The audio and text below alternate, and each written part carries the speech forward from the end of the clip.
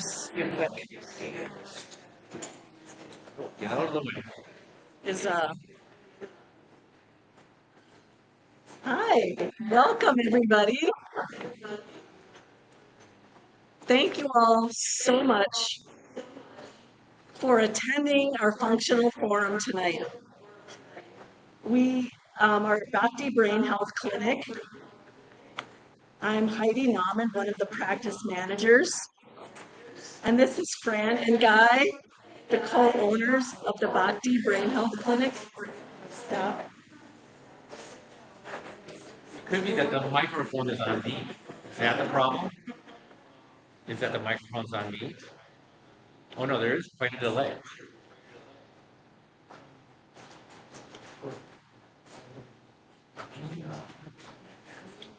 Testing 1, 2, 3. It's a delay, right? Hello? Throw me off. Hello? Oh, Testing 1, 2, 3. Is that better? Okay. thank you everybody for your Thanks. patience. We had a little technical thing. Um, Welcome to our functional forum of August. I'm Heidi, I'm with the Brain Health Clinic, along with our team and our co-owners, Fran Begonik and Guy Odishaw. We host these monthly forums, every month, different topics. If you're on our email list, you'll get these if you're watching forum. If you're not on our email list, come and see me so that you keep getting our brain health newsletters. I just wanted to direct you to the bathrooms. If you go out the door, take a left, they're right there. We have lots of food and drinks, so please just get up at your leisure, help yourself. This is a very casual night, so please eat. There's a lot of food back there.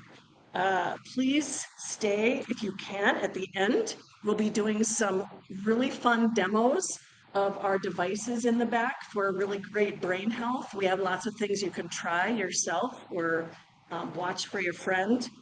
We are thrilled to get to introduce and have guest speaking tonight, Josh Wirt, who is with, English Rose.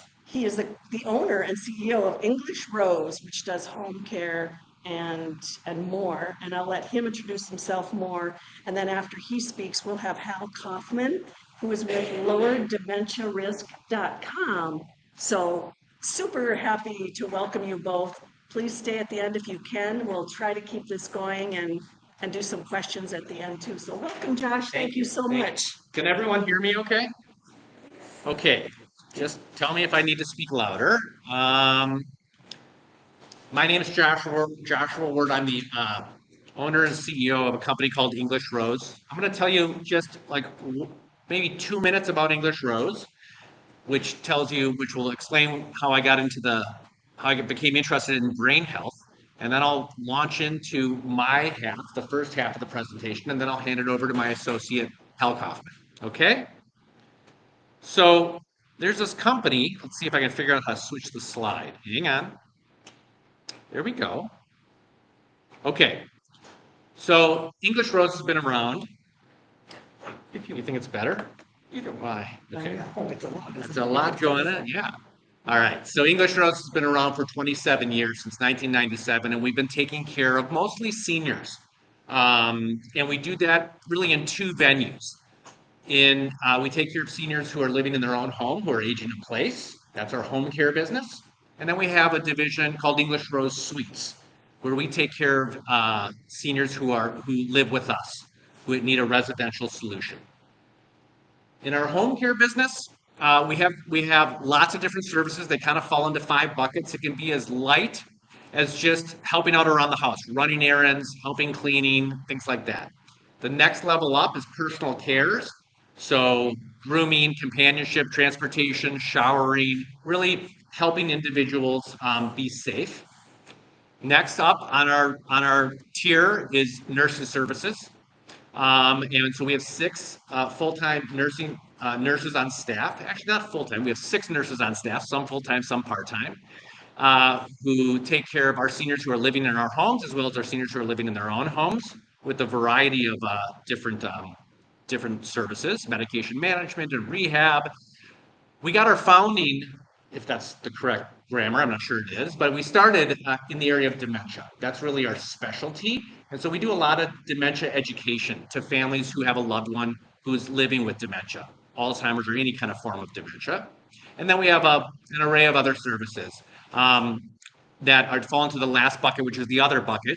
For example, if you have a friend or a grandparent or a mother or grandpa that wants to go on a trip across the country and visit, let's say, their brother, sometimes they can use a companion for that travel, both the planning and the care and companionship. And so that's a service we offer. And the services we offer in this last bucket are offered through us as well as a number of our partners. Um, Next up, our point of differentiation is we got the best caregivers in the business. Okay, we're locally owned and we got the best caregivers in the business. We hire the best. We get about 100 applications a month. We hire about 5. We fire 2 within the first 2 weeks because they don't make it through our training program. And we manage our talent. We provide them with a lot of training, way more than most companies, if not all other home care companies, and a lot of coaching and mentorship and a lot of performance management. Then we have our homes. So we have 6 single-family homes in Edina and Minnetonka where individuals living with dementia live as a family. 6 residents per home with caregivers 24/7. And it's as far from an institutional memory care facility as you can imagine and as you can see. Um, our residents wake up when they want, they eat whatever they want. They're welcome family and friends into the home. They run errands if they like to go to the football game or go to the Timberwolves game. These are people with full dementia, still get to do all the activities they love doing, even though they have dementia when they're living at an English Rose suite. So it's really different than these big giant buildings going up everywhere on all the highways. So enough about English Rose. There's a lot of slides I'm going to skip in this presentation because it's kind of an hour presentation. I'm going to do it in 15 minutes. So what we're here today to talk about is what can we do today to to to make sure that we reduce the chance of ourselves getting Alzheimer's or another form of dementia in the future. And so this is a chart. What you're seeing here is a chart of normal cognitive decline. Time is on the x-axis. Cognitive functioning is on the y-axis. And as you can see, of course, over time, your cognition goes down. I'm 56 years old. Mine's already going down. And that's normal. What dementia is when it takes a steep cut, steep, sharp turn, and that's abnormal cognitive decline. It starts with something called mild cognitive impairment, MCI, and then it goes into full-blown dementia. I'm skipping. So we're kind of at a really exciting moment in the area of brain health and especially dementia, because 5 years ago, even, but definitely 10 years ago, I believed that dementia was just a function of aging. You know, what I used to say is, boy, they can replace a knee, they can replace a shoulder, they can put stents in. I mean, they can do it. My mom had her hip replaced. She was walking the next day. It's so amazing what they can do to keep the body going. I feel like it's going to be drive-through pretty soon. But I always said, but they don't have any ideas for what you can do for the brain. And so the gray matter just kind of wears out. That's what I told people. Okay, that's wrong. It is not a function of aging. We now know that. That's fact. That's science. Other people believed it was a function of genetics. Either I got it or I don't. My mom had it, my dad had it. And so there's nothing I can do because it's part of genetics, and that's not true. There is a correlation, of course, between aging and dementia. There are correlations between certain genes and genetics and dementia. But the third point is the most important point. You can do something about it. You can prevent it. And it's why you're all here. I think it's because it's a really interesting topic. We're all, at least in my generation, we're watching our parents. And even I have a friend, my best friend from high school, just was diagnosed at age 55 with early onset dementia. And so it's part of our lives, and we'd like to do everything we can to avoid it. It's a number one question that I get asked at English Rose. We kind of come in oftentimes and really bring relief to a lot of our families. And a lot of our families have a loved one with dementia, and that's the number one question I get asked once their loved one gets settled is, okay, what can I do to make sure that I don't get dementia? And that's what got me really interested in researching this topic. And now I'm on a brain health journey myself. And I'll tell you a little bit, a very high overview of the things you can do. We could do an hour session on each of these topics. Okay, we could do a day session on each of these topics. And in the next 10 minutes, I'm just going to fly through them for you at a very high level to set the landscape. And then I'm going to introduce my friend Hal. So there are there are lots of modifiable risk factors that you have control over that will influence whether the likelihood that you'll get dementia, as well as the severity of the dementia, that if you do get it. And they fall into these 6 buckets. Okay, and I drew a line because I'm today only going to talk about quickly one slide each on the top 3, which are the 3 big ones.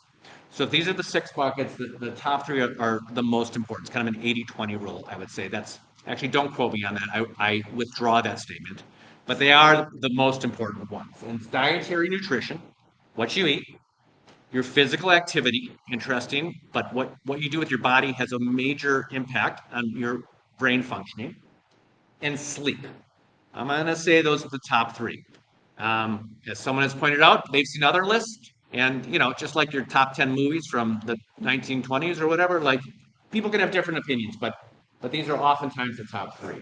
Other really important buckets is stress management. There's a correlation between your stress in your life and your cognition. Cognitive engagement, so keeping the brain stimulated as you age and as people withdraw from the workforce, it's really important to stay active mentally, and there's lots of strategies to do that. That'll improve your cognition. And social connection, which is really interesting, I think. But you've probably heard this, but people, seniors especially who are isolated, have a much higher rate of developing dementia. So being social and staying connected to other people is a big correlation. So let me just check with my timing, okay? Because where am I at about? I just want to know, because I want to leave Hal enough time. Perfect. Okay. We're gonna keep it at a high level, and that's great. Then I'm gonna add this slide and just spend 20 seconds on it. Dementia is caused physiologically by really 2 things. One is inflammation in your body. And so inflammation is what happens when your body's not perfect. Whether you get hurt in the arm or you have a virus, your body gets inflamed, and that's really good for you. But too much inflammation in your brain is one of the causes of dementia. The other one is I did them in the reverse order, sorry. The other one is your vascular functioning, your blood flow to your brain. So all the strategies to increase your cognition and reduce the chance that you'll get dementia have to do with lowering inflammation and increasing blood flow to your brain. I just think that's kind of interesting, and so I took a minute to share it with you. So let's start with dietary nutrition. The statistics are kind of astounding. A lot of times in medicine, statistics that have a 10% change are a wow. The statistics when it comes to dementia are way beyond that. Brain health diet, so if you follow a diet that is healthy for your brain, can improve it to reduce your Alzheimer's risk by over 50%. It's an astounding statistic. My favorite statistic on this page, though, is the second one, which is you don't need to do it all. You can just do a little bit of it and get 35%. That's me. I can't do it all, but that gives me permission to do a little bit and still feel good about it. So what does a brain healthy diet look like? There's lots of versions of it. I needed to summarize it in just a couple bullet points, so this is Joshua's version of it. Okay? Let's start at the top and go down, okay? Leafy green vegetables and other vegetables are the most important things for your brain to increase blood flow and reduce inflammation. Okay? And when it comes to leafy green vegetables, the Bibb lettuce that has no flavor, that's basically just water, that's not the one that's the best. It's the crunchy ones, it's the ones like spinach and kale that are rough and have deeper green color to them. Then if you need a snack, it's nuts and berries. Nuts and berries are the go-to snack. And interestingly, there's a lot of people who benefit by not having gluten in their blood, in their digestive system. But actually, breads and grains are really good for your brain. So there might be reasons to avoid it for other reasons, but if you're solely interested in brain health, you'll have lots of whole grains in your diet. So let's just stop there for a minute. Basically, if these are kind of put into order, you're a vegetarian, right? And that's a true statement that for your brain, being a vegetarian is really, really healthy. 4 minutes left. I only have like 2 slides left, so we're perfect. And you can see how we can spend a lot of time on each of these slides and a lot of times on all of these subjects. So next up is your meats. So the rule of thumb for meats is the less number of legs, the better it is for your brain. Okay? So fish, no legs, right? Chicken, 2 legs. And anything running around with 4 legs, like pigs and cows, you put that last on your list. Okay? And then I like to add olive oil, and I'm going to add the word avocados to there. I mean, some people believe if you should just put olive oil on everything you eat. Okay, breakfast cereal, put olive oil on it. Okay, and then in between your olive oil, glasses of olive oil you're drinking, eat avocados. Um, there's your food to avoid. You can guess the big one here is sugar.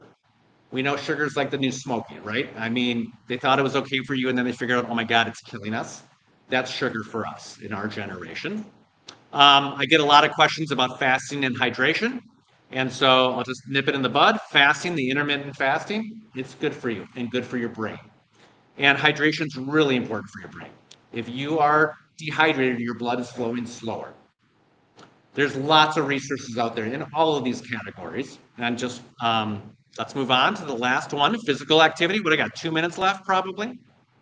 So regular physical activity is associated with a 30 to 40% reduction reduced risk of developing Alzheimer's and other forms of dementia. And I like the second bullet point here also, which is individuals with low muscle mass have a 2 to 3 times higher chance of developing dementia.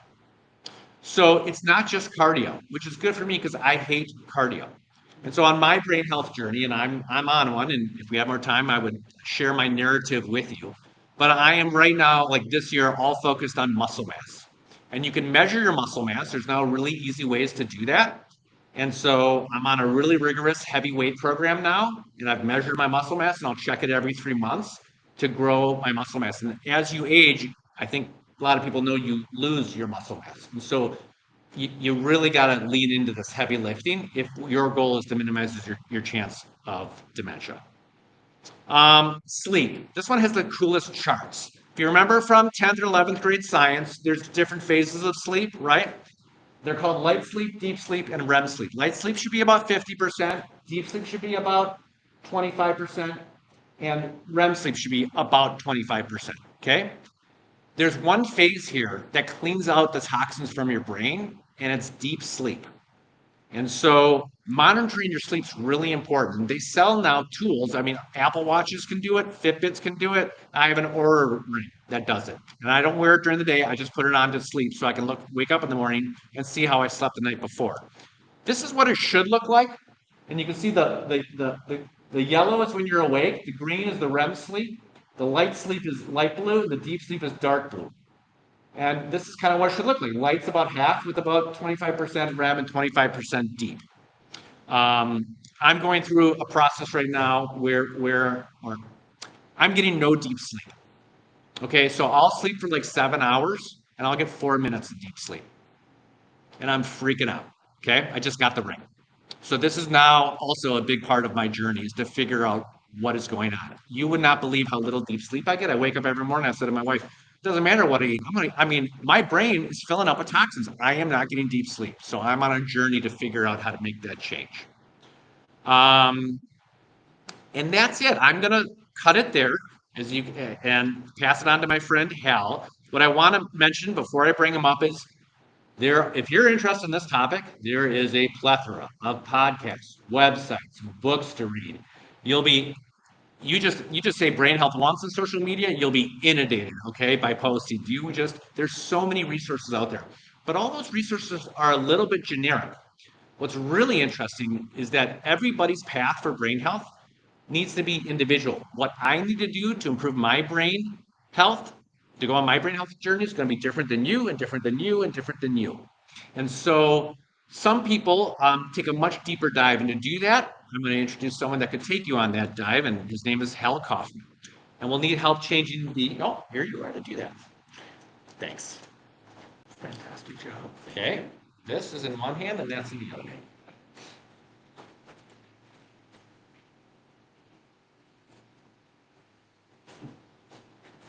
There.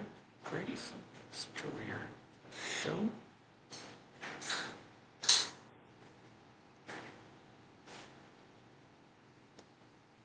Good evening, everybody. It's good to see all of you. I'm very happy to be here. My hope is, Josh's hope, we're giving you a brief outline of several topics. We hope you write down questions. We'll have Q&A at the end. That's really the goal. You're not going to, you get the most value from that, I think, is really thinking about the topic. What are your questions? Let's ask them and answer them, and we'll kind of go from there. So that's the hope. Okay. Cool. Is that looking right for you? That's right. Okay. Thank you. And hello to everybody online. I think we have a handful, 5 or 10 people online. So my name is Hal Kaufman again. I am with a company called LowerDementiaRisk.com. We are all about lowering dementia risk. It's a good name. I spent hundreds of thousands of dollars on marketing for that name, but you probably could have figured it out. The focus of the organization is on the bottom left corner, public speaking, which is why I'm here today, education and coaching. If you need help figuring out, what should I be doing? Where should I even start? What am I comfortable doing? What can I afford to do? I can help you kind of figure those things out and point you in the right direction. And then I love writing, so I have a Substack. I don't know if anyone knows, Substack's a platform for writers. Some of you are familiar with it. I also have on the website lots of things that I have written. So I love deep thinking. It's good for my brain. Writing down, learning that way, and then sharing it with other people. So that's what I'm doing on my website. That's really the core of the business, the purpose of the business. You have my contact information here if you want to reach out. If we don't get all of your questions answered and you want to touch base, ask me a quick question or not a quick question, feel free to reach out. Email, phone, text, whatever you want. I'm happy to chat and figure out, how to get you what you need, whatever that may be. So I'm going to share some very personal information with you. I hope that's okay. Josh, purchased this business, English Rose Sweets, and became very passionate and knowledgeable about the topic of dementia care, and how to prevent dementia. I sort of flipped that around. I became very passionate about learning about avoiding dementia, and then ended up this year creating the business. So I want to share with you a little bit about my journey, my personal path, my personal brain health journey path. So you just know kind of where I'm coming from, what I've done, which I'm hoping will help you ask questions later at the end.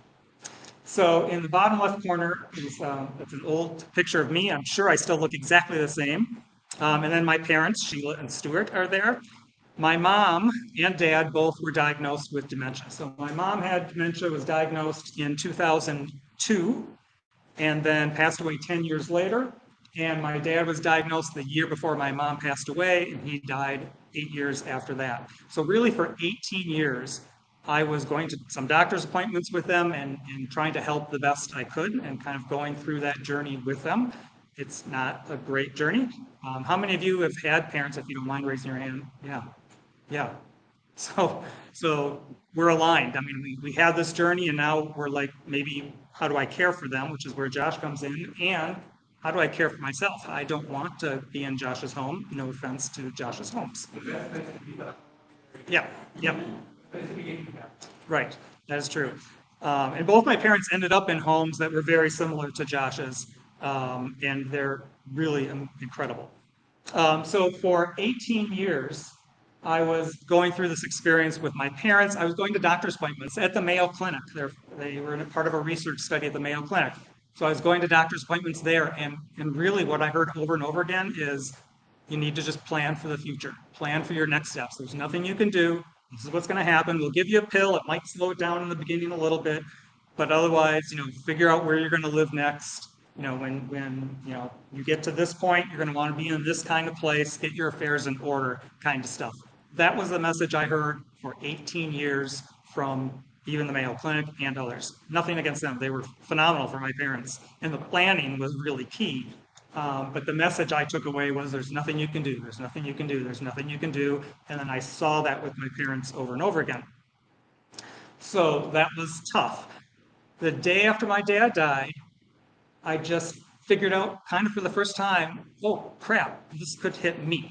Like for the 18 years, I was sort of helping them and whatever. I had young kids, I had a business I was running, lots of different things going on. After he died and I didn't have my parents anymore, I thought for the first time, I'm going to get this. And that was a weight on my shoulders, not a heavy weight. I wasn't depressed, I don't think. I functioned fine in life, but it was a little pressure on my shoulders that I felt literally every single day. And some of you may have similar feelings, and I certainly empathize with that. So I had that for 5 years after the 18 years. But then in January of 2023, something changed. Sorry, these slides are a little messed up on these computers. So in January of 2023, I listened to a podcast from Peter Attia. Does anyone know who Peter Attia is? Ever hear? A handful of you. Okay. Peter Attia is a longevity expert, really focuses on how to help people be really strong and healthy the last decade of their life, whatever decade that is, so they can do the things they want to do. And it's not this slow decline, and right at the end, they're really sick, and then you're in the hospital forever, and they're barely keeping you alive. That's not what he's after. Ideally, he would want, maybe a slight decline, and then right at the end, boom, kind of a cliff. That's kind of how we want to die. We want to be as healthy and living and doing the things and playing with the grandchildren or whatever for as long as we possibly can. So if you haven't heard of Peter Attia, check him out. He's got a podcast called The Drive. If you are into podcasts, he's got a great book called Outlive. I highly recommend getting that book. The reason I'm sharing that information with you is because he is the first person that said you can impact the outcome when it comes to dementia. Genetics plays a role, but it doesn't control everything. I had for 18 plus 5 years, 23 years, never heard anything like that. That was incredibly empowering, coming from a place of helplessness and hopelessness. So I was all over Peter Attia. I'm a big Peter Attia fan. And his hammer, if you will, is really around exercise. So I started doing a lot of cardio, zone 2, zone 5, which is just different intensity levels. I started doing resistance training, which is weightlifting, all that's good for your metabolic health, which is good for your brain health. And it's good for a whole bunch of other things. And that's one of the things I learned, focusing on brain health. Most of the things we would do for brain health is good for your health, period. And that's really important. It's not just, your body's a system, everything's interconnected. So I was doing that for, 6 or so months, and then I decided I wanted to do more. There's all these indicators, things I was reading that, if you have, if you're vitamin D deficient, or your B vitamins are an issue, or your hormones aren't right, these are all risk factors for dementia. So there were some companies that I found that focus on brain health and could do a very broad and deep panel of blood work. So I could get tested on a whole bunch of stuff to see where was I not optimal or even in the normal range of things. So we did initial cognitive tests and blood tests, and then I implemented a bunch of interventions. I started doing different exercises. I started eating slightly differently. I took some supplements, a couple prescriptions that I needed, it turned out, and then we retested. And then in 2025 is when I started the company Lower Dementia Risk. So here are some of my tests. You can't see any of this. I don't want you to necessarily, I don't care. You can read it. We'll send you the slides if you want. But on the left-hand side, there are 30 blood tests. That's not even all of them. I went in for a blood test. There were like 16 vials of blood for all the blood tests I took. All at once. I felt fine. It's not an issue. But lots of things to test. And then I did some cognitive tests. And then, there's also information about just sort of other risk factors in your life. If you smoke, if you drink, your education level, if you have hearing impairment, vision impairment, all of these things can increase your risk of dementia. And I'm all about lowering my risk of dementia. So I looked at all of those things too. And as Josh said, you know, my journey is going to be different than your journey. We all are at different points. We all have different biological factors at play. So I want to share with you the things that jumped out when I did all of this stuff, just so you can get an example of what it could be like. Yours is going to be different. This is, you know, these are my focus areas. Personalized preventative medicine is the key here. And I'll tell you, going to your regular doctor to do this kind of stuff is going to be a challenge. You know, sounds like it's a challenge because, you know, they have 10, 20 minutes with you. They're focused on what's ailing you. Preventative medicine just isn't a part of our ecosystem when it comes to healthcare. So personalized preventive medicine, you really need to be a strong advocate for yourself or have someone who's going to help advocate for you. That's what it took for me, but it's much easier. Even when I did this 2 years ago, it's much easier now to do a lot of this stuff. All these blood tests, you can find organizations online that'll do a great job. So it's really nice. But here, I'm just going to go very quickly on some of my things. I already talked about exercise. I work out all the time, almost every day. It's just what I do. I hate it. I feel good after, but it doesn't, I don't get that feedback loop that's like, oh, you feel good and you should do it again. I still don't want to do it, but I do it. Nutrition, I eat pretty healthy. I did when I started, but cutting down sugar, as Josh talked about, is inflammation. Increasing my fiber has really brought down my LDL, which helps the cholesterol numbers and situation, and that's really good. I need to eat more vegetables, which is tied to fiber. I still need to eat more vegetables if I were just talking here and that doesn't leave the room. And then upping my protein, I'm trying to build muscle mass just like Josh, and protein is super important. I know it's going to be harder and harder to maintain my muscle mass. I need to build it now. Stress, I've started doing mindfulness every morning, almost every morning. Brain stimulation, I'm in a band. I played drums when I was in high school, loved it. 30 years later, for this reason, I picked it up again. Great for social, just great for my brain, just using a musical aspect, the other side of my brain, if you will.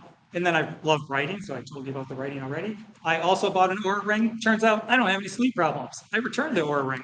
It was great. Within 30 days, it's like, yeah, I'm fine. So that one less thing I had to deal with. I did some genetic testing. So ApoE, has anyone heard of ApoE?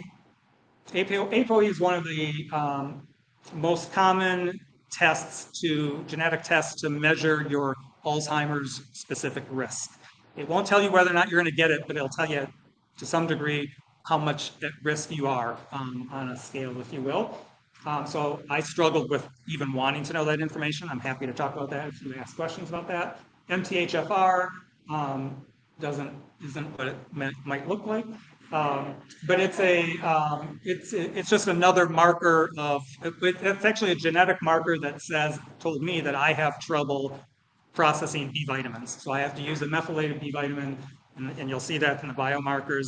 The methylated B vitamin helps me lower my homocysteine, which is a marker of inflammation. So again, trying to get blood flow, which is why we work out, do other things, trying to lower inflammation, all of that is key, and that's sort of the theme around all this. My uric acid, also an inflammatory marker, was high. Vitamin D was low, magnesium was low, my omegas were a little low, my hormones were low. I had to deal with hormones. So, you know, you think of hormones in certain categories. You know, for me, it was affecting my workouts, it was affecting building muscle mass. I didn't realize how neuroprotective hormones are. They are for men and women. So managing that is super important. So the deficiencies in these biomarkers that I had measured led to supplements, you know, a handful of supplements and a couple of prescriptions. And that's it, except you can't see what I really want to show on the slide. So I'm going to come back here. Reduce your risk of dementia while feeling better and improving your health in the short term. I'm like an insurance company. I'm trying to decrease my risk long term, 20, 30 years from now. I don't know if I will. Hopefully I don't get dementia, or it's later, or it's less severe, or it progresses more slowly, or whatever. But I feel better today than I did 6 months ago, than I did 18 months ago when I started this. So if you don't exercise or don't eat well, I guarantee you are going to feel better in the short term, even if it has nothing to do with your dementia risk 30 years from now or 20 years from now. I think it will, but we don't know for sure. But just knowing that you're going to feel better and it's good for you in the short term is frankly reason enough. But I have that long-term view too, and I'm sure some of you, based on what you said earlier, also do. That is my time. Thank you so much for listening, and write down your questions. Thank you.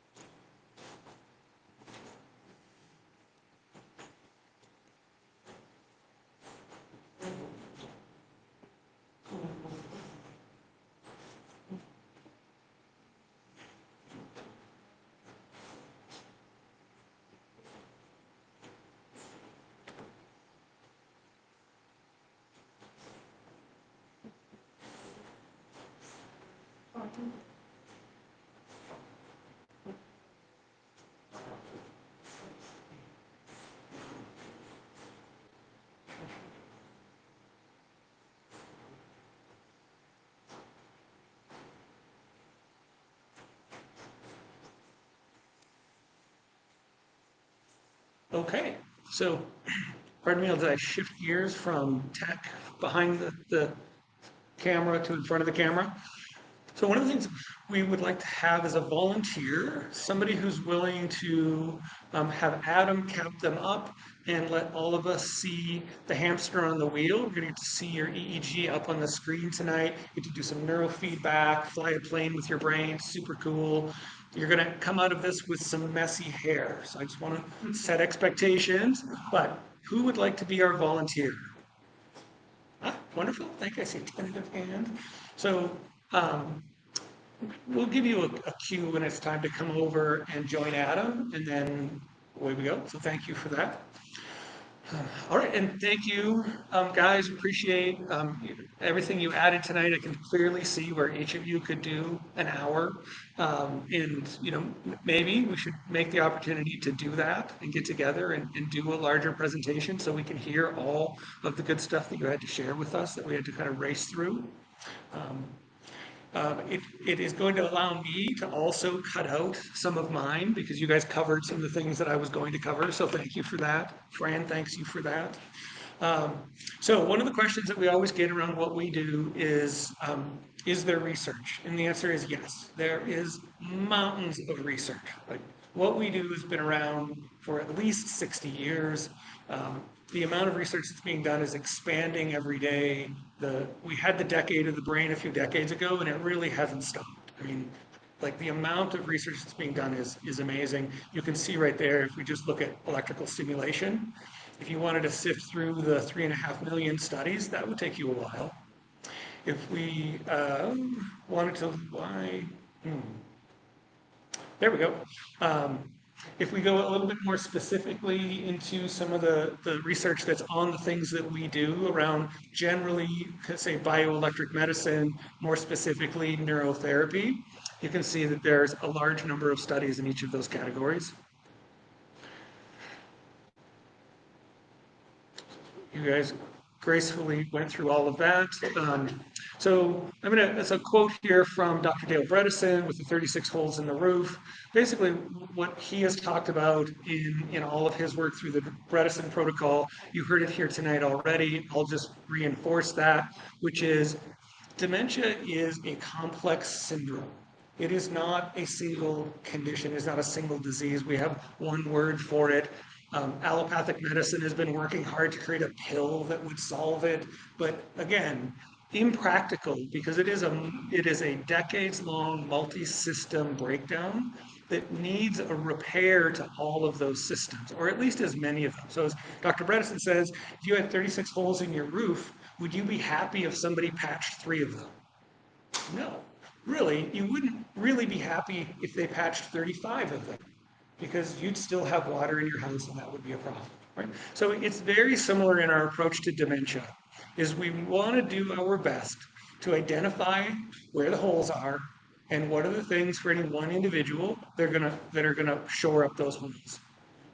So my goal tonight is to show you some of those 36 holes, We're going to get a little deep in the weeds in some physiology, but I'm not going to drag you through it. I believe you have handouts, so that was my way of not having to drag you through it, is to just give it to you.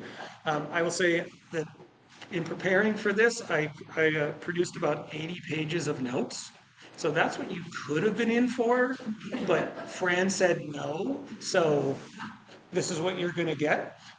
What I will do, I think, is I'm going to kind of morph that into a little bit of an ebook, and we'll send it out to everybody who is here so that you can see, have an opportunity to not read all that I had to say about this. Um, so some things we want to take a look at is, so these are some more data that, again, the guys already covered amply, which is just, there's a long ramp up to this disease. It starts probably 30 years before a symptom presents. So here, maybe you can see this. It's a very tiny graphic, but it's basically talking about the major systems of the body, and that this is a cycle. As one system starts to break down, it leads to breakdown in another system, and that cycle starts to feed itself. And this is the problem. This is what we have ended up with over those years, is just a multi-system degeneration that turns into kind of the degeneration of physiological networks that result in this thing that we call dementia. So pulling out a handful of these key factors that relate to what we do in terms of neurotherapy, or again, kind of generally bioelectric medicine. What are the things that bioelectric medicine affects in terms of brain health, brain function, and brain physiology? And that's what we're going to run through at a really quick pace, because I want you to kind of just get in your mind just the idea that there are multiple systems that are going sideways in dementia, mild cognitive decline, the early sign when it's just the degenerative process that we don't give a name to, we just call it aging, right? And that bioelectric medicine has an approach for every one of these, right? I think that's the key to come out of this with. So if we look at, we probably all have heard about amyloid plaque and tau tangles, right? So this is a little bit closer towards the end than in the beginning. But part of the way we get there is insulin resistance, right? So dementia being called type 3 diabetes, right? So we heard a lot about the importance of sugar. That's part of why. So as we age, our bodies handle sugar less well, just naturally, but then add to that a degenerative process, the beginning of insulin resistance, and then there's a whole cascade of physiological problems that come from that.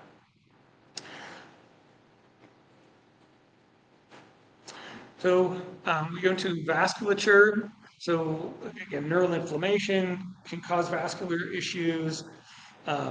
The decrease in mitochondrial activity can lead to vascular issues. So what do we have in vascular issues?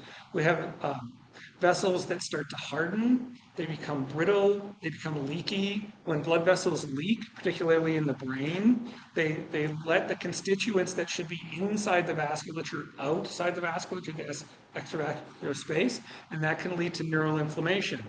So you can see there, so you have inflammation affecting the circulation, the health of the arteries. As the health of the arteries deteriorates, they become leaky, you get inflammation, around and around it goes. The blood-brain barrier, as that starts to break down, then you also have things that are outside the brain, not just in the circulatory system, it could be in the lymphatic system, it could be in the dural system, that can begin to start to cross the blood-brain barrier, also can start to drive inflammation. So a little note there, the beginning, the breakdown of microglial cells. So microglial cells are kind of the housekeeper of the brain. They keep neurons happy. When they eat up amyloid plaque, so they help to get rid of amyloid plaque. Part of what they excrete are the building blocks of myelin. So myelin keeps our nerves covered to help conduction go faster. So part of the process is, as microglial stop doing what they're doing, they don't eat as much of the amyloid plaque that builds up. They don't produce as much of the precursors to amyloid, or myelin, so then that starts to break down. And again, you've got another cycle that's going to start driving itself and lead towards breakdown. So We have, again, sleep. So we heard about sleep tonight. Sleep is major.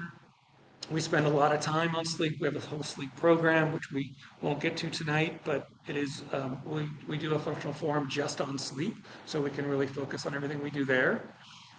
But, you know, this idea that as you age, your sleep gets worse, that there's a certain natural part of what we just take as natural, but then add in these processes where we have dysregulation in circulation, in digestion, in the hormone system, in thermal regulation, then all of those can throw sleep off, circadian rhythm gets off, starts to affect our sleep.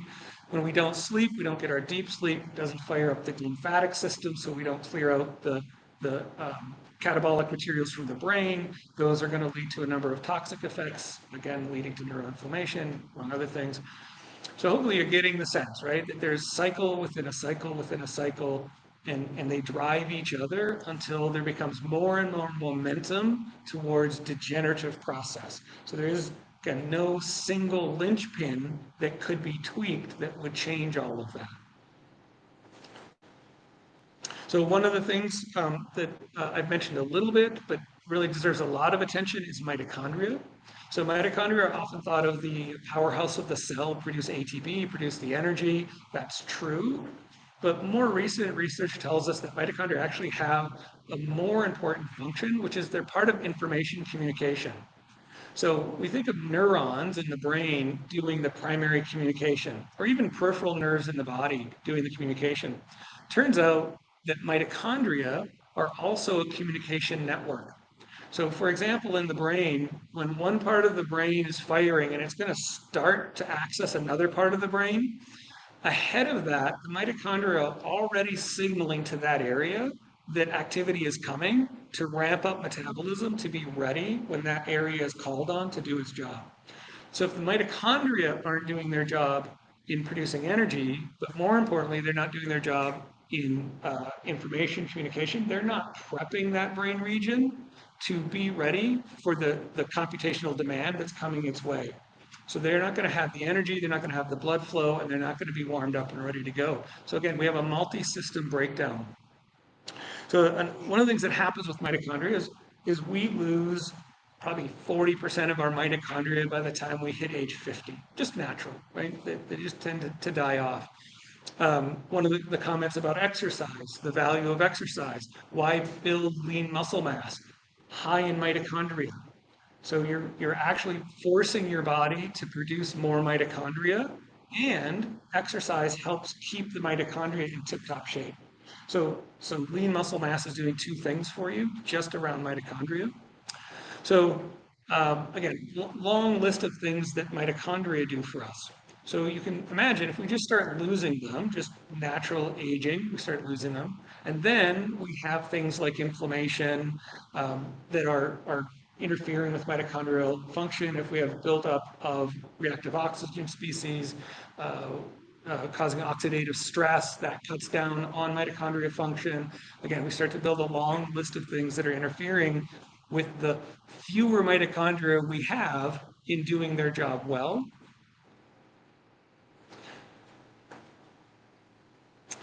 Okay, so now I want to move into a little bit, so what can we do about that? So try and give you the horror story, and now what can we do about it?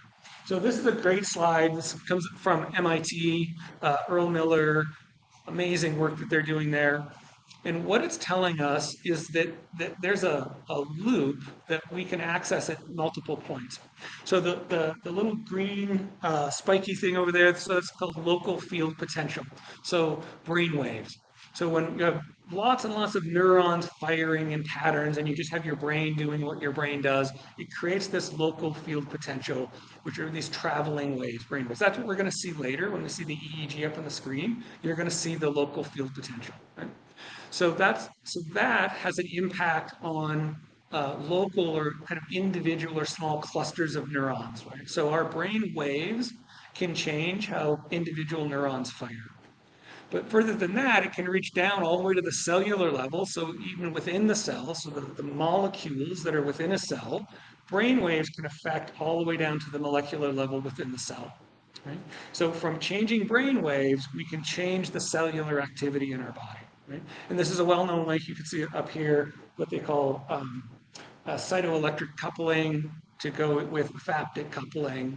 And so we can affect, we can address cells, so changing physiology. So that might be diet, exercise, having a physiological approach. And that's going to work up this chain. That's going to affect how neurons fire are going to affect brain waves. So this is a cycle. You can enter at different points. Where we do kind of in the brain clinic is we primarily access that through brain waves, right? But we can also go with physiology through, say, neurostimulation, photobiomodulation. We can affect cell physiology and know that that goes up the link to brain waves, right? So there's a number of access points that we have. Now, it's been known for. Pause that for a second. I'm going to hope that we're going to get audio here. We might not, and if we don't, then I will just skip the video. Let's see what happens. A number of years that neurons and glial cells release molecules that allow them to communicate with one another. But around 5 years ago, this paper came out in the journal Nature, which prompted the field to really start to rethink the mechanisms or processes that might underlie this communication between neurons and glial cells. And essentially what this paper showed was that in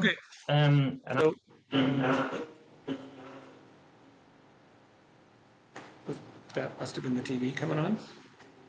Oh, okay. Great. Okay, so it looks like we're not going to be able to get the video to come through the system. So I'm not going to have the opportunity for you to hear this wonderful research from these folks at Alzheimer's UK. Do amazing research on dementia. It's a multidisciplinary interactive series of research facilities that do a great job on public education, taking their research and bringing it to the public. They've got a great pipeline to do that. So there's two things in this that the reason that I show the clip is they're talking about, you can see a little bit of it on the screen there, gamma oscillations. So this is using photic entrainment. So the device we have here is actually, they did the research on the audiovisual entrainment device. So that's partly why I like to show the clip. It's the device we use, being used in some high-end research. And what it shows is, this is echoing some of the results from the MIT research showing that 40 hertz stimulation lowered amyloid plaque in the brain. So what they showed here was a bit of the methodology. And they found by using pulsed light through the eyes at 40 hertz, you could change what's called the morphology of the microglial cells. So part of what happens in the dementia process is the microglial cells, so these are, again, the housekeepers of the brain, they keep neurons healthy, they produce myelin to keep the nerves coated. They change shape, they kind of clump down into like they collapse on themselves, and they actually kind of reverse their function. Instead of pruning dying neurons and supporting autophagy, clearing out dying tissue, they start to attack healthy living tissue. So they're working against us, but they're working slowly. They're sluggish. They're slow, but what they do is bad. So not helpful. But just by doing the 40 hertz stimulation, we're able to reverse that, change their morphology, their shape, and along with that, their function, and get them back to doing what they're supposed to be doing. So that's all great research to support the value of audiovisual entrainment for brain health. One of the pieces that I like to, just so that I can mock these guys, but you're not going to be able to join me in mocking them, is having shown this effect in their research and validated it, they then go on to say that their goal is to produce a pharmaceutical that can produce that same effect. And I think you've got a device that costs $600 that you buy once, has no side effects, and it creates the effect you want. But instead, you're going to spend hundreds of millions of dollars to produce a pharmaceutical that probably won't work as well and will have terrible side effects. A little frustrating. They could have spent that money promoting the use of audiovisual entrainment. So just to say in the clinic, we've taken that idea, that research, again, this is very cutting edge neurostimulation where we're able to take a gamma frequency, this is a brainwave, nested inside of a theta frequency, and drive a theta gamma coupled wave into specific brain regions. So where does this come out for helpful? One of the things that we hear most for people in mild cognitive decline and certainly into dementia is short-term memory. Short-term memory primarily runs on theta wave, but it has a gamma burst in the middle of it.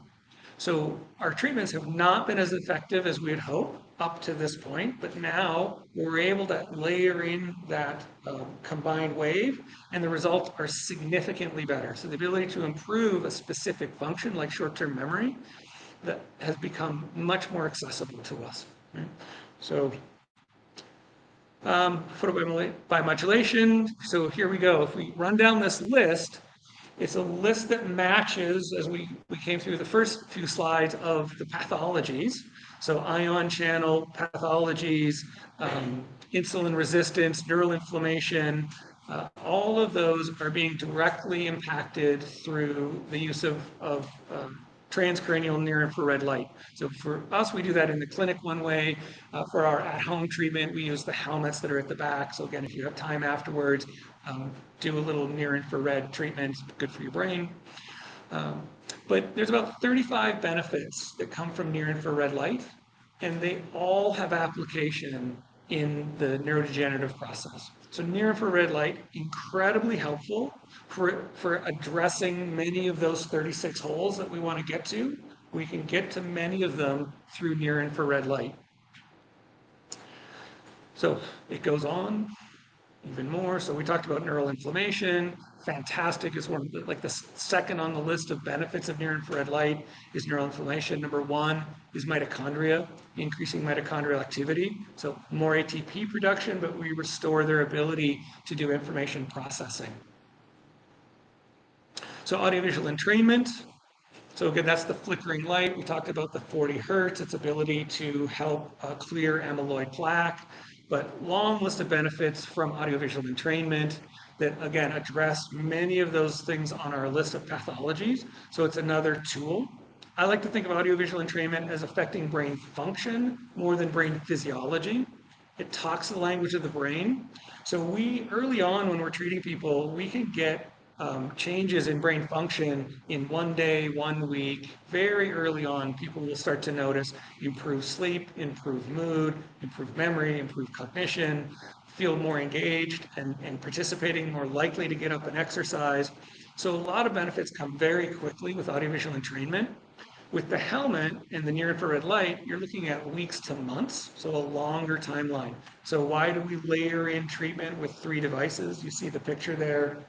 Nancy, she's using the helmet, the audiovisual entrainment, and the nasal laser. All ways of addressing those 36 holes. How do we put nutrients into the brain and change brain function and brain physiology across multiple dimensions at one time? This is how we do it. So a quick note about a case study, and I should probably ask Heidi, how am I doing? The whole, oh goodness. So yes, you should have been, yep, could have used a cue. Where's the hook? Okay, so just a couple quick, so case study, this is quick. This is, Joyce is new into treatment. So Joyce did Bredesen protocol for 3 years. So she did very sincerely committed to the program, diet, lifestyle, exercise, supplements. She did all of that at scale. And they saw very little change. They thought maybe it slowed her progress. We brought in the bioelectric medicine, so we got her on the helmet, the audiovisual entrainment, the nasal laser. Within the first week, they were beginning to see signs. By week 2, you can see here her sleep had improved. She was having incontinence issues. Those have gone away. She's more active, more engaged. Her conversation, like her vocabulary, her ability to carry on a conversation has expanded. So her husband, her children are able to interact with her much more. She's asking now to do things as opposed to really before this, she was fairly inert. Conversational in a small way if you approached her, but she didn't engage the outside world. But now she's active and engaged and asking to do things, and we're early on. We'll more to see.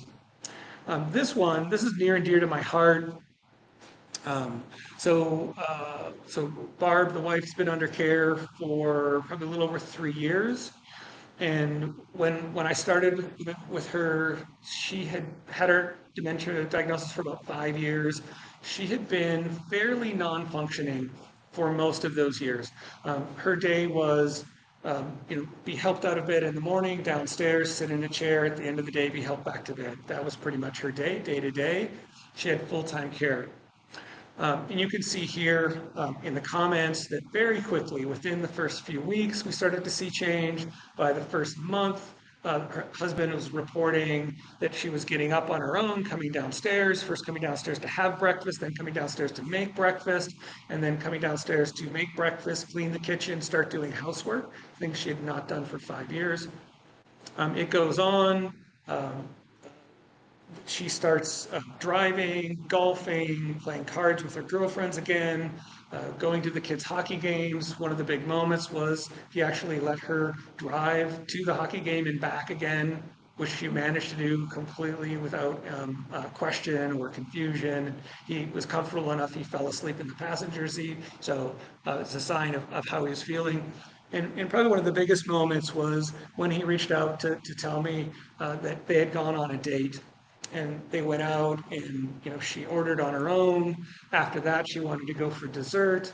After that, on the way home, she said, "Can we stop at a friend's place that from her side she hadn't seen in a long time?" She had seen them, she just wasn't there when they came to visit. But for her, she wanted to go visit people that she hadn't seen in many years. And it's just been an absolutely heartwarming experience.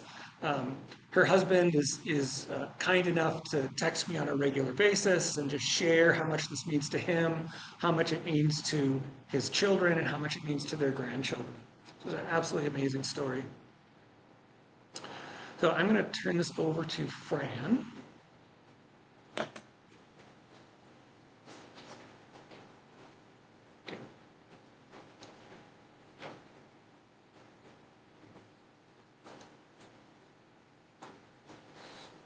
I need to, so are you going to say anything at all, or are you going to go right into it? 'Cause I have to change that. Maybe we can go right into it. Okay.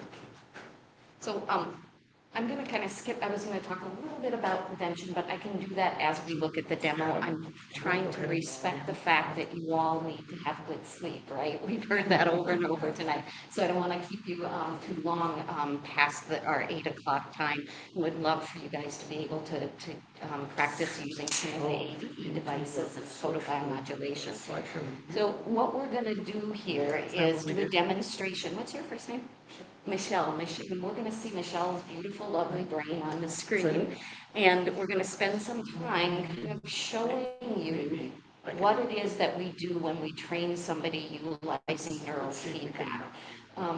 One of the, we don't often, when we work with people with dementia, we don't often do neurofeedback. And in fact, oftentimes we're doing more of kind of the photobiomodulation, the audiovisual entrainment that Guy was talking about. So many times that's a kind of an at-home treatment. There are times when, based on the assessment that we do with the quantitative EEG, it's the brain mapping that we do, it might indicate to us that there could be some good value in doing the neurofeedback, and that we would certainly do that. But I want you to think about this. We've been talking about cognitive decline, dementia, but Josh and Hal were also talking about that idea of prevention, right?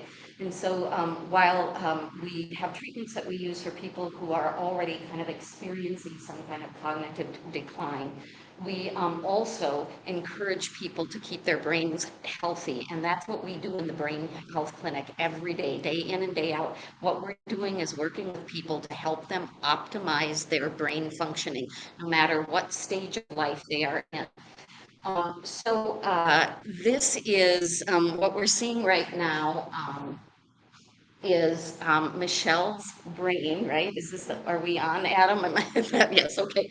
And so what you can see here, each one of those lines is a line of brainwave activity, right? That's her EEG that we're seeing up there. They correspond with the little sensors that you see on her cap.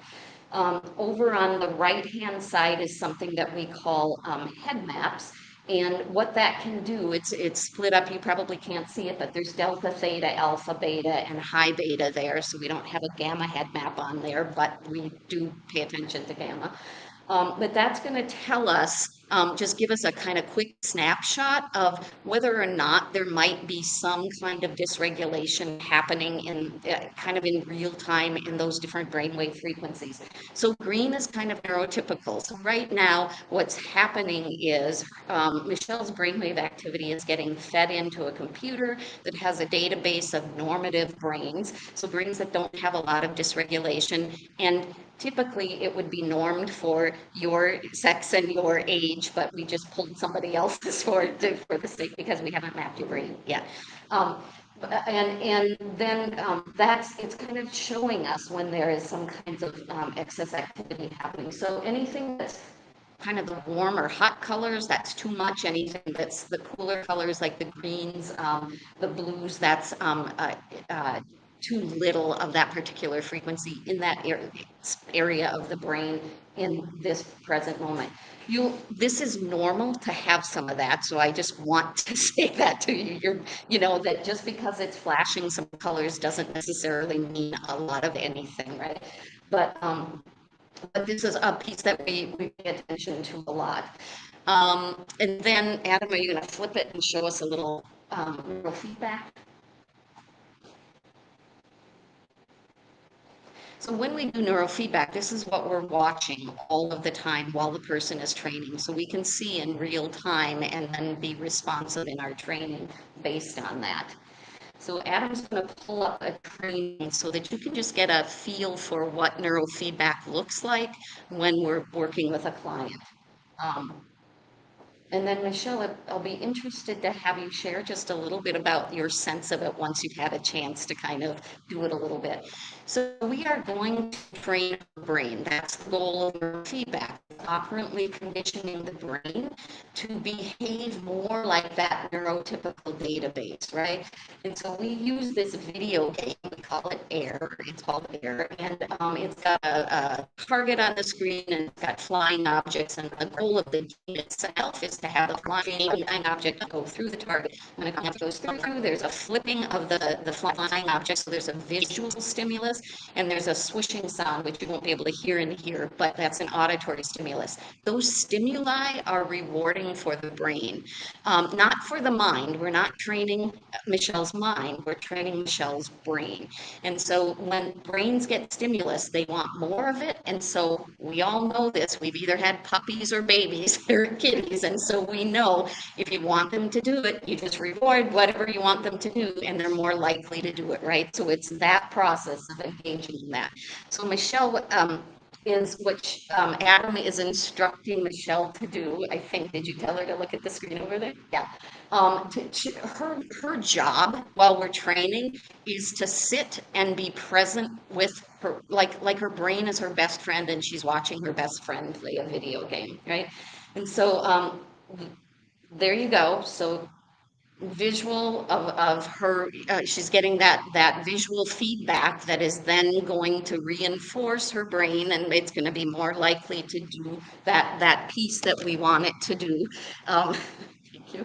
And so she's just going to sit there. So like people train from usually by when we get them going like 40 minutes at a time, where this is their job, is to sit here and stay as present as possible while their brain is playing this video game. So Adam is working, I think, on pulling up. Yes. So there we go. Perfect. So what Michelle sees when she's training is the screen with the flying object and all of that, right? What we're seeing on the practitioner side of things is the other screen. That's okay. Again, you can see the EEG and the head maps up there, right? So we can keep an eye on that. And then down below, let me see if I can get this to, oh, that's right. Down below, you see the graph on the very bottom on the left side that looks like it's got just a bunch of color in it. Those are actually metrics of dysregulation in this particular brain network that we're training. So Adam, can you tell me how many? Yeah.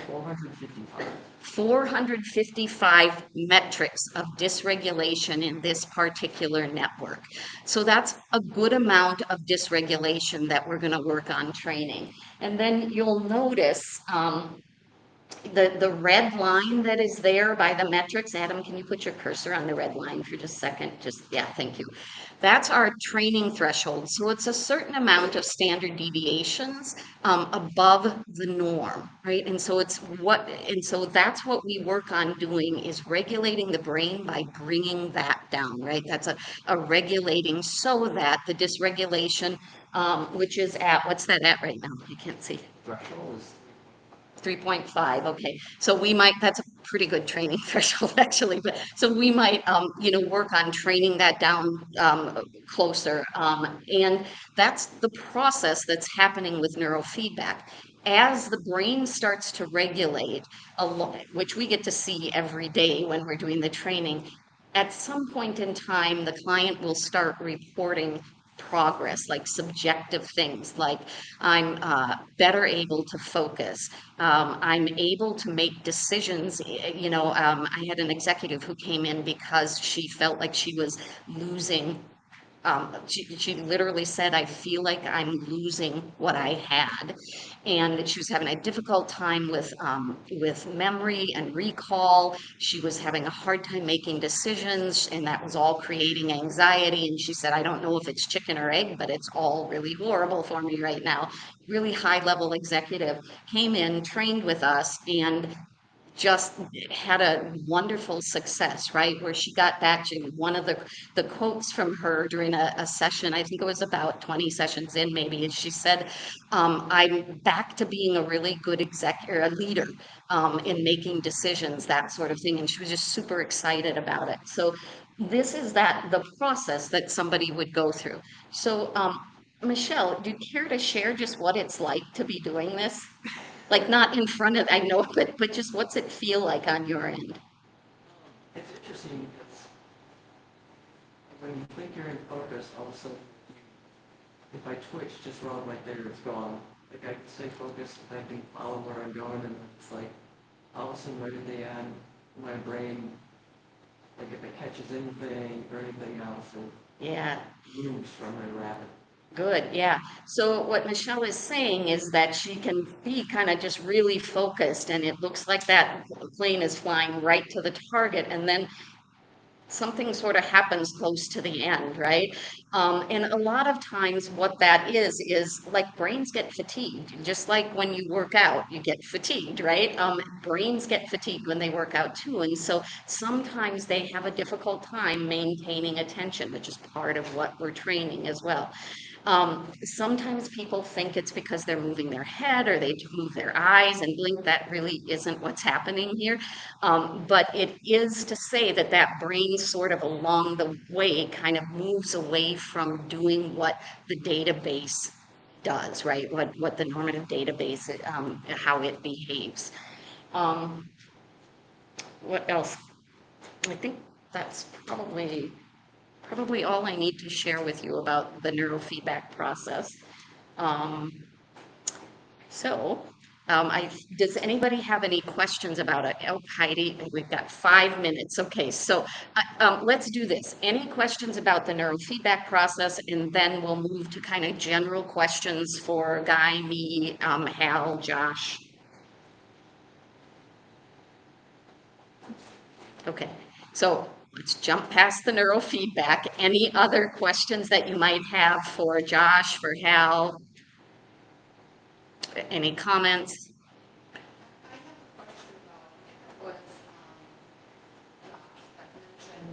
His deep sleep, wasn't doing as well in deep sleep.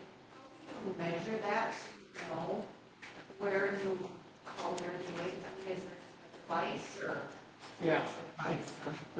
You can just, click it on. So the question was how to measure deep sleep. So these wearable devices, I wake up in the morning and I Adam? bring my iPhone next Adam? to it. Do you want to close? And the iPhone will show me how much time I spent in each category and even show me, I think I showed some of those graphs. And I'll tell you just a quick story. My wife's, I take a sleeping pill because I've always had trouble sleeping. And my wife said to me, why don't you try not taking your sleeping pill? Which to me is like caused anxiety right there. I haven't taken it in 2 nights, okay? And I'm getting like almost fit. I'm over 15% deep sleep. And so now we're diving down that rabbit hole. I'm up for 3 hours because I was using it to fall asleep. So I'm getting much less sleep. I'm not getting my 7 hours of sleep, which is really important. But the percentage of sleep that is deep is much higher. So it's really I find the whole sleep thing really interesting. I have a lot more research to do to figure out how to bring this in line. Yes, we're jumping at the bit, Josh. Because you guys are like, we can help you. Yes, we can. So, great question, Betty Jo. Thank you. So, what we like to use is a wearable EEG sleep tracker, so that we can actually get EEG data. So, the guys had mentioned Oura Ring, Fitbit, Apple Watch, all of those, and those are fine, but they're using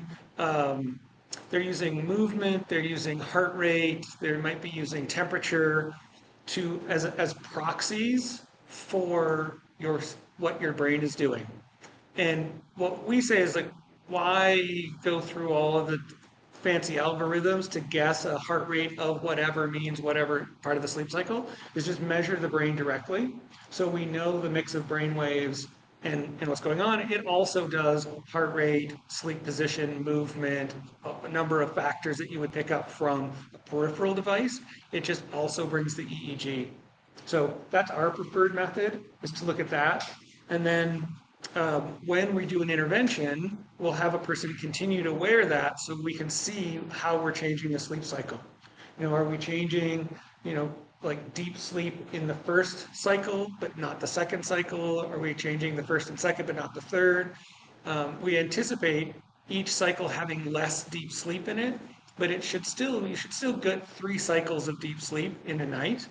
And so that's what we want to track for. How much REM, how much light, how much deep, when, all of those kinds of things. And the EEG wearable allows us to do that.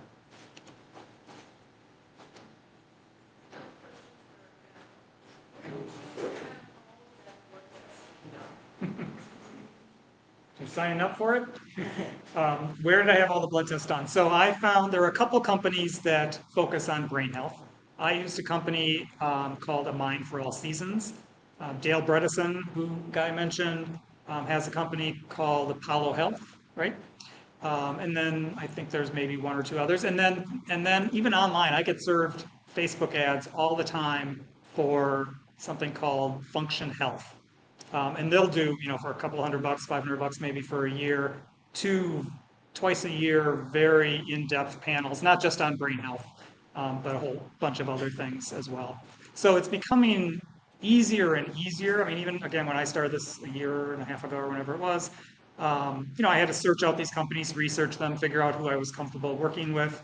Now there's just stuff you can sign up for online and do, and then you can take that information and go to your doctor and have a conversation. As I maybe alluded to before, your doctors aren't necessarily, don't have the time or wherewithal to deal with a lot of this stuff. But even Function Health that you purchase online, you can then have conversations with their physicians or medical professionals to understand what the data means, what you should do about it. But Apollo Health, A Mind for All Seasons are at least 2, you might know others, but 2 other great organizations that have they'll do all the testing, give you a whole huge report, talk to you every week if you want to talk every week. I mean, a lot of great support.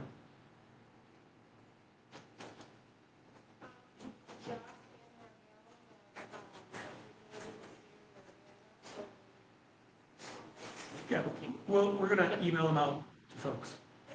Yeah. Can I just say something quick about sleep and the ABE? I can't believe we didn't talk about the ABE and sleep. So that is a game changer when it comes to interventions for sleep. And I think that it is like there's oftentimes people don't realize that they don't have good quality sleep. You understand if you have insomnia or difficulty falling asleep, or you wake up in the middle of the night and can't get back to sleep. But a lot of people have problems with quality of sleep. That's part of what Josh was talking about, alluding to that. The AVE is just this magical device that can work really well. I remember when we first got these in the clinic, I took one home because if we're going to ask people to use it, I figured I probably should use it too. And then I used it I tried it on sleep. I didn't think I had any sleep issues, but I thought I'll see what this is like if I'm going to have people do this. First night, didn't notice anything. The second night, I remembered coming back into the clinic in the morning, and I said to Guy, the weirdest thing that happened last night. It's like I fell asleep, and the next thing I knew, it was morning, and I don't know what happened in between. And I remember him looking at me and saying, "You mean you slept?" And I was like, "Oh, that's sleep." And I had no idea, like that, oh, and it makes sense now. You spend years waking up in the middle of the night to wonder if your kids are home or not and all that kind of thing. And so, of course, that pattern was there. But I would encourage all of you to take a peek at the AVEs. We've got some out here. Just give them a run just to see. And then, go to our website, go to our YouTube site, do a little looking into it a little bit more, and then really consider it as a really positive sleep additive for you. Other question? Oh, So I just wanted to speak to the question about blood tests. So yes to everything you said. There is the Bredesen protocol and the RECODE report. I'm partners in a Bredesen clinic here in Edina. So we have a very large dementia population. We do a lot of this. I get to see a lot of those results. I would say, I think like Hal gave great advice, sort of shop around, do a little, like get educated on what's available. If I had a complaint about the Bredesen process, is it's a somewhat limited series of tests that are quite expensive. So you pay a premium for the name, so you might be able to shop around and shave a lot off of that. But also, I think it's important to look at some of the testing, because there's testing that they will do that might be good information, but there isn't anything to do about it. And so what we see as practitioners is the disappointment in our patients when they spend the money to do some of that high-end testing, and then we have to say, and there's nothing that you can do about it. So I think it's good to get that education, and whether that's online or talking with a physician who is trained in this area, so that they can give you some guidance on the cost side of it, but also what's going to be meaningful to you. Like testing is great if you can use it. Testing isn't all that great if you can't use it, right? So, anyways, just some thoughts around testing.